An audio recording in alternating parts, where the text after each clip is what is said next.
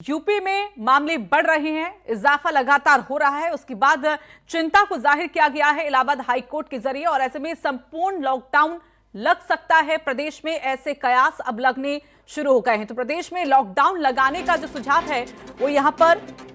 Allahabad high court के जरिए दिया गया है। वहीं आपको बता दें कि 6 से ज्यादा जिलों में कोरोना के मामले बढ़े हैं,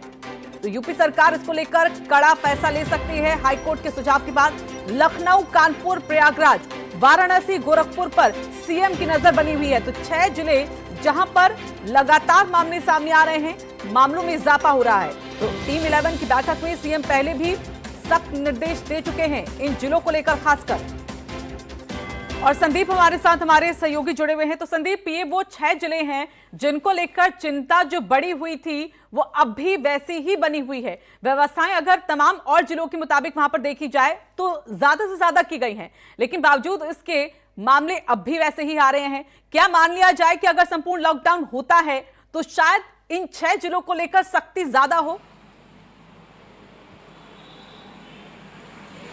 जी देखिए ऋतु, जाहिर सी बात है कि जिस तरह से जो सड़कों पर एक भीड़ देखने को मिल रही है, लगातार लोग मास्क नहीं लगा रहे हैं, हालांकि चालान भी किया जा रहा है, लेकिन उसके बावजूद भी लोग किसी तरह से अवेयर नहीं हो रहे हैं। देखिए जाहिर सी बात है कि जिस तरह से कह सकते हैं कि लॉकडाउन के बाद में अर्थव्यवस्था को पटरी पर लाने के लिए कह सकते हैं कि अनलॉक किया गया था, लेकिन उसके बावजूद किसी भी तरह का अगर प्लान लिया गया था तो साफ तौर पे जो कोर्ट ने मुख्य सचिव से पूछा है कि अगर कोई प्लान आप लोगों ने लागू किया था तो क्या उस प्लान को पूरा किया जा सका है या नहीं किया जा सका है, और इस दौरान उन प्लान के लिए जो भी आप लोगों ने अफसर तैनात किए थे, अगर वो अफसर नाकाम रहे हैं तो उन पर आप लोगों ने किस तरह से कार्रवाई करी है। वही उन्होंने साफ तौर पे जिला प्रशासन से भी ये बात कही है कि जो चाय की दुकान है, जो होटल हैं, जो रेस्टोरेंट है, या अगर हम बात करते हैं सड़कों पर लगने वाले खाने पीने के स्टॉल की, तो अगर वहां पे भी भीड़ इकट्ठा हो रही है तो उसको हटाने के लिए आपने किस तरह के इंतजाम किए हैं।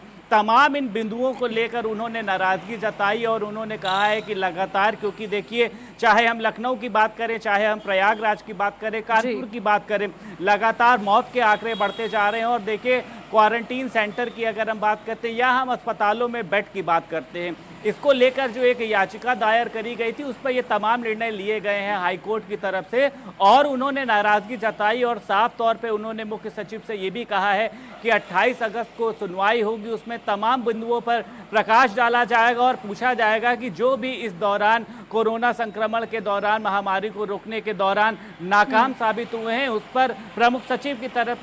किस तरह की कार्रवाई करी गई है, और आने वाले समय में इसको रोकने के लिए अगर लॉकडाउन जरूरी है तो लॉकडाउन आखिर क्यों ना लगाया जाए। बिल्कुल बिल्कुल, चलिए बहुत बहुत धन्यवाद आपका संदीप हमारे साथ जुड़ने के लिए।